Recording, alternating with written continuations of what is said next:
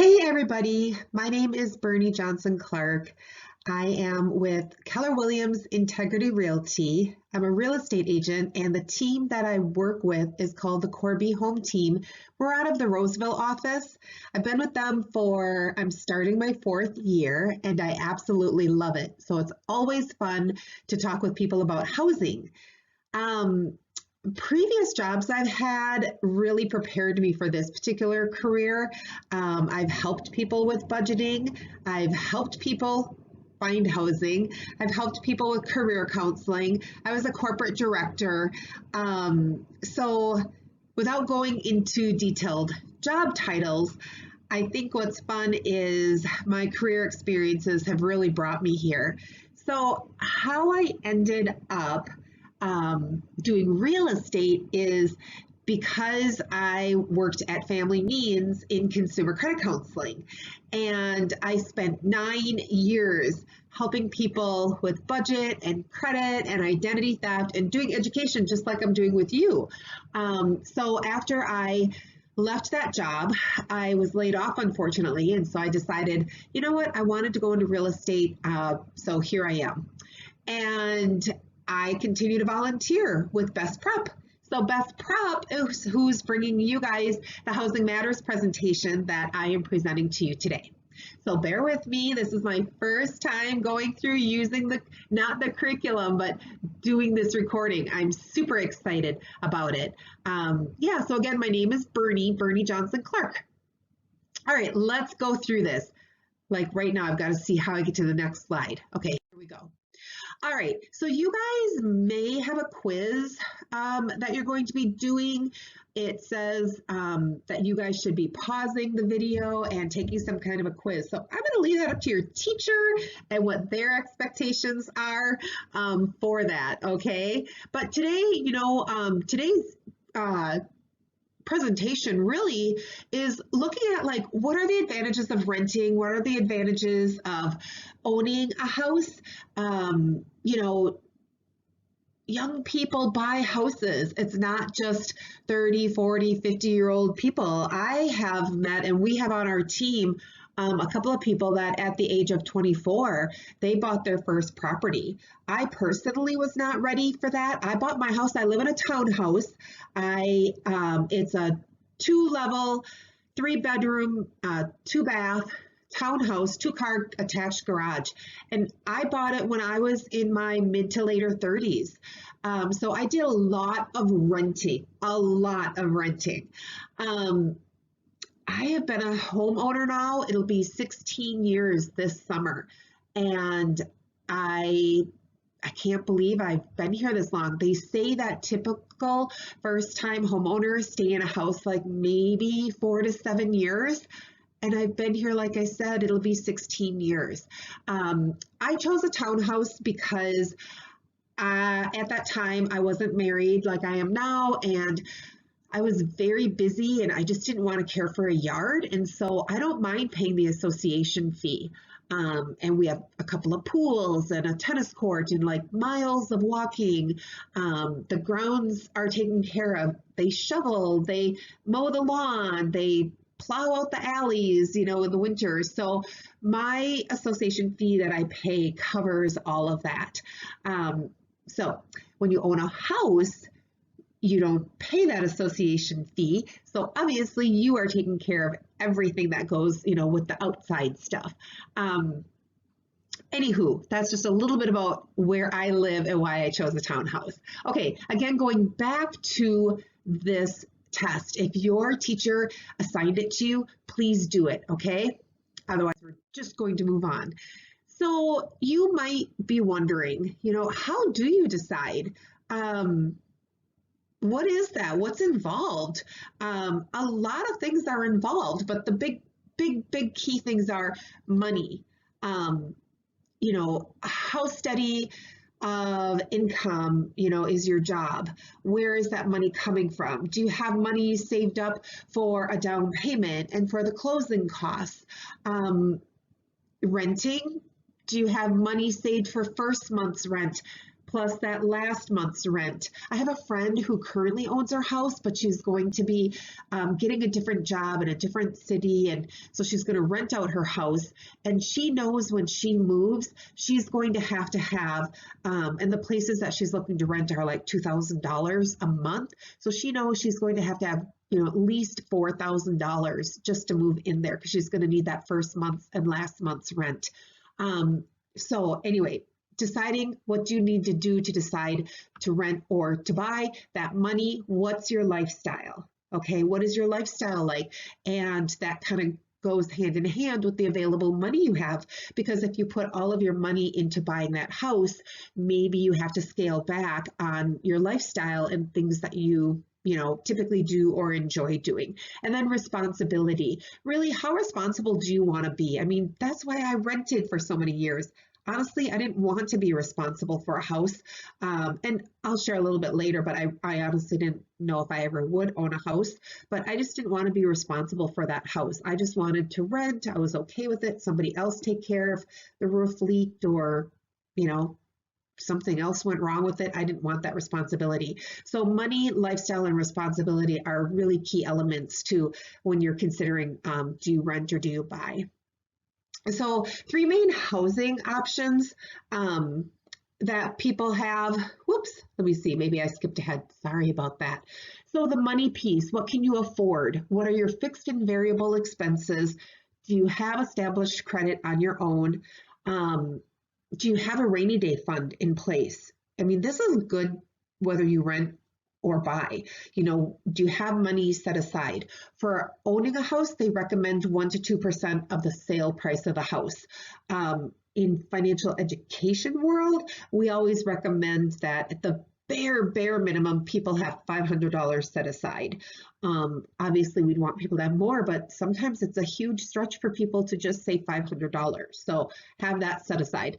Tax advantages, there's rental credit or, mortgage credit. There's different things in place. And then the percent of income that you have. Your lifestyle, like I was talking about, where do you want to live? What's your time commitment? Are you just moving somewhere short term and you just don't think that you'd get that return on buying a house, so it's better to rent? Or in the case of my friend I was telling you about, when she switches jobs and moves, she's thinking that she wants to live in like a city in a condo. She currently lives and owns a house in a suburb. And so she doesn't want to outright buy a condo. She wants to kind of get that feel for it. So she's comfortable renting for a year or so just to see, is this what I like and want to do? And then she'll make that decision of whether to buy or, to just continue renting. What do you do with family and friends, and what's your work life going to be? How does that all look? Do you want privacy? Do you want a lot or a little? And then other hobbies, all these things go into, what's your lifestyle like, and how does that play into, if you are always gone, maybe owning a home isn't the right thing for you to do because you're going to always be gone. Do you own pets? Is it easier to rent with pets or easier to own a home with pets? So, there's different things to think through. And then that responsibility piece, the maintenance and the repairs. When you own your home, it's on you to take care of that home. Obviously, when you're renting, it's like, hey, landlord, the stove went out or the pilot light went out or the this or the that, and they get to handle that. Safety, ownership, whether it's a landlord or you're even renting from your parents, city versus county rules, just different things to know about where you live. Like I live in a community where we are in April. So now April 1st through, oh my gosh, I've been here 16 years. April 1st through the end of September, we can park on the little street that's in front of our townhouse. But then come November 1st through March 31st, technically we can't people could get a ticket for parking out there. So you really have to know these, even different parking rules. And that's even important, obviously, when you're renting. If you don't have a garage or a parking pad space, you really want to make sure that you're paying attention to those rules around parking and not get towed or not get a ticket. So if I was in a classroom with you, I would have these little pieces of paper that I would hand you, and you would get a scenario. You would get, hey, here's what your annual income is. Here's what your family status is. Here's what your setting is. And then with that, you would be looking at what makes the most sense for this scenario. Does it make more sense for this person to rent, or does it make more sense for this person to buy a house? And you just kind of have that little conversation amongst yourselves. So they just went ahead and, like I said, I skipped ahead and I can't go back. And so scenario 1 here shows this person, honestly, I guess I don't know if it's a single person, family status. Oh yeah, duh. Annual income, $40,000. Family status, it's a single person with a pet, and the setting is urban. So that is who we're going to be looking at, okay? Average home cost in the Twin Cities, and I know that these statistics are older, because it's a little bit higher now, but that's okay. We're just going to use the information that we have here. Average home cost, $212,600 for Twin Cities, or $1,326.17 monthly. That's looking at a mortgage, and they do get like that down to the penny. Statewide average home cost $185,000, or $1,100, a little over $1,100 for a monthly mortgage. Average monthly rent $1,259 in the Twin Cities, or $1,000 statewide. So if you're just looking at those monthly figures and someone's making $40,000, you have to kind of go back to that. What's the person's income? What's their lifestyle? How does that all fit in here? And what might be the best option for them? Honestly, the $1,326 and that $1,259, that is less than $100 difference.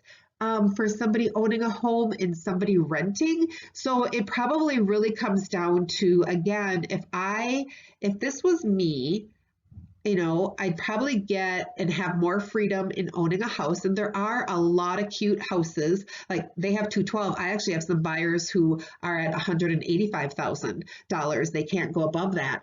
And we're seeing some cute things. It might be a little bit smaller than they wanted. It might be a little bit, maybe not as, not move-in ready, because they're move-in ready. It may not be as updated as they want, but fact is, it is move-in ready. The house isn't going to fall apart. It just doesn't have all of those fun updates that they would want. But that's where somebody would have to say, like one of my buyers, that's what she's saying is, gosh, Bernie, my rent is going up to $1,350.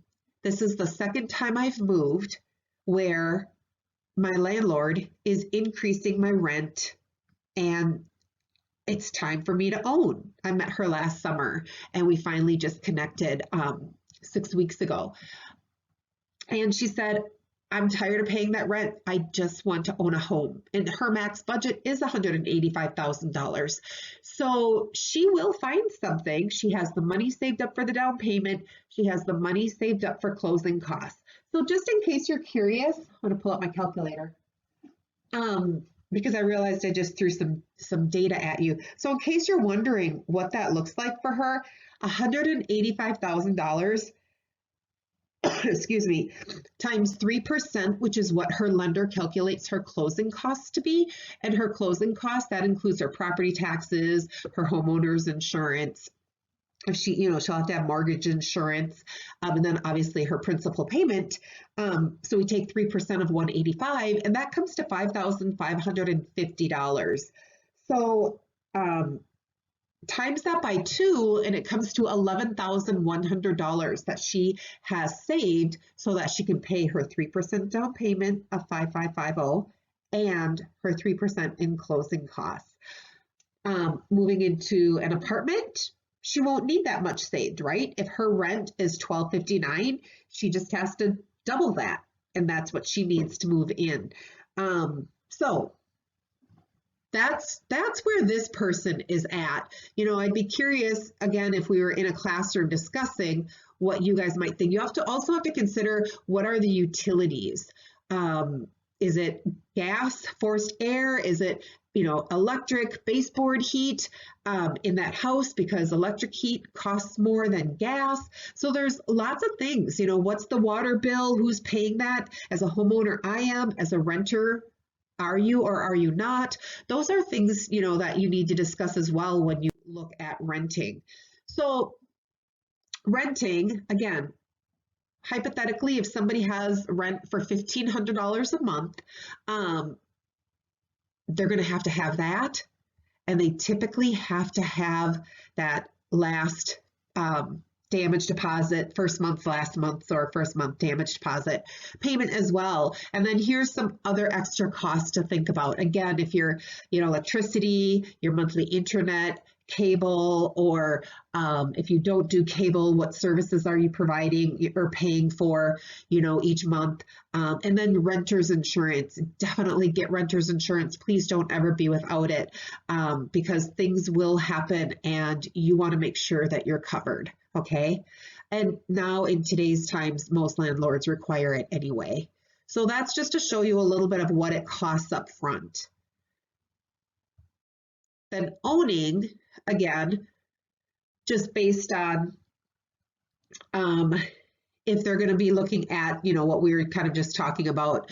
Let me see, with that $212,000 house, I'm just going to go 212 times 3% times 2. That's a little, about 13,000. But either way, it's really needing anywhere from 10 to 15,000. There are programs for first-time home buyers for down payment and closing cost assistance.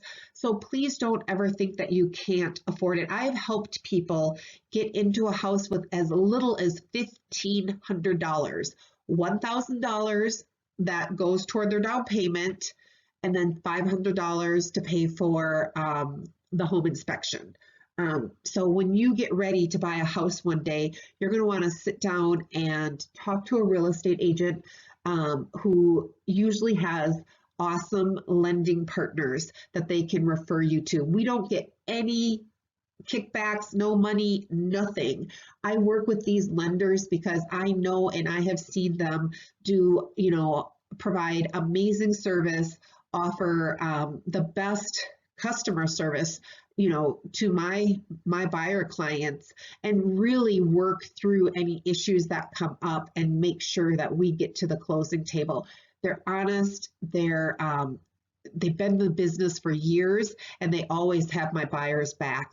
My buyers' interest is their interest. So I love, love, love it. And they can then talk with you guys about the different down payment programs and what that means and what that looks like. So owning, though, going back to what's on the screen, you can see that you might need up to 15,000 if you're going to be saving, cash. And I then have other buyers who outright pay cash for the house, or, use both loan and cash. So again, that conversation really happens between you and the lender, and seeing where you're at with your finances. Owning, you might have, you're going to have similar bills, right? You're going to have your gas and electric, your monthly internet, cable, water, sewer. If you buy a townhome or a condo, buy a condo or a townhome, you'd have that monthly association fee that you'd be paying as well. And your lender really, again, helps you fit all of those costs in, so you know where you're at and where you stand. Okay. Another option for people is maybe they live with family and friends and they don't pay any monthly rent.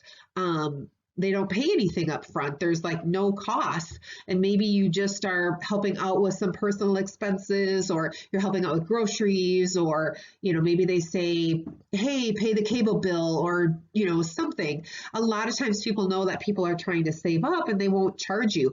With that said, there's also times that people live with a family member or a friend, and maybe they just pay a simple $200 a month or something.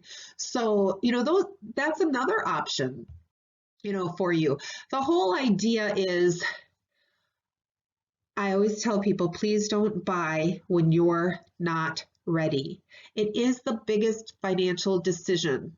Okay, it really is a huge financial decision, and you don't want to be pressured or stressed. There's general normal stress that goes around with buying a house, but just you want to be ready for that. And it's okay to rent. Yes, some people believe that paying somebody else rent is just throwing your money away because that could be money you're paying yourself. True, that's a true statement. But if you're not ready to buy, it can be a disaster. So pay somebody else to live in their house until you get to the point where you know that you do want to buy and you feel ready. So that's why I really like this slide here, because a lot of times, I remember being in high school. So I went back, I wanted to tell you a little bit about why I did not think that I would ever own a home. So I'm super, super proud of where I live and how that happened, because I grew up as one of the poorest kids in the state of Minnesota. And I know that because it was one of the grants that I received when I went to college was designated for the poorest kids in the state of Minnesota, and I happened to get that. Um, and I grew up in an apartment. My dad built a little house, but I was not raised by my dad. The couple of years we lived with him, we did have a cute little house. My, auntie had I love her big brick house that she had while I was growing up. But I personally lived the majority of my life with my mom, and we lived in a small 2-bedroom apartment. And that was what I knew. And then I graduated, went to high school, and then just always rented. I was a low income single mom. So my daughter is now 28 years old. I'm a grandma. Woo woo. We have two grandkids, my husband and I. We have a dog. But I just never really saw myself owning a house. And so I had an opportunity to buy this house 16 years ago. And it was just like the best decision I made. I've been here 16 years. It's the longest place I've ever lived. So do look forward to selling it one day and finding something that both my husband and I both, really love, together. So success for me, like most people, was not that straight line. Right? It really did look like that other side where it was just wiggle, wiggle, wiggle, wiggle, land, wiggle, land, wiggle, land. And that's okay. You eventually get there as long as you really keep focused on what you want. You're going to make mistakes, and that's okay. It really is okay. So renting versus buying, the right answer is what works for you. Okay, but talk to people, talk to professionals, and really always get as much information as you need that will help you make the best decision. Okay, so on behalf of BestPrep, thank you so much for listening to this presentation. I hope that I wasn't too confusing. I know I really enjoy talking, and I love having the students in front of me so that I can kind of get a feel for, where you guys are at, or answer any questions, that you do have. So money, lifestyle, responsibility are the 3 factors that we use to consider renting or buying. Money, lifestyle, and responsibility. Renting and owning, you have bills either way, okay? And have that rainy day fund and have money saved, because you do need that for even renting. When you rent, it's obviously a lot easier if you have roommates who will share and help share that cost. Let me not forget this important piece. When you sign that lease for renting, please read that lease in detail. You need to know, for instance, if you share an apartment with one other person, you have your bedroom, they have their bedroom, and that person decides to move out early, meaning before the lease ends, who's responsible for the rent? Are you? Are they still? What does that look like? Because you don't want to be left, unless you can afford it, paying the rent for somebody else who decides to break the lease early. So that lease is something that you really need to read and understand and ask questions on. All right, so I'll leave you with that. Thanks so much again. I am Bernie Johnson Clark, Keller Williams Integrity Realty with the Corby Home team, and I am a real estate agent. Thanks, you guys. Bye.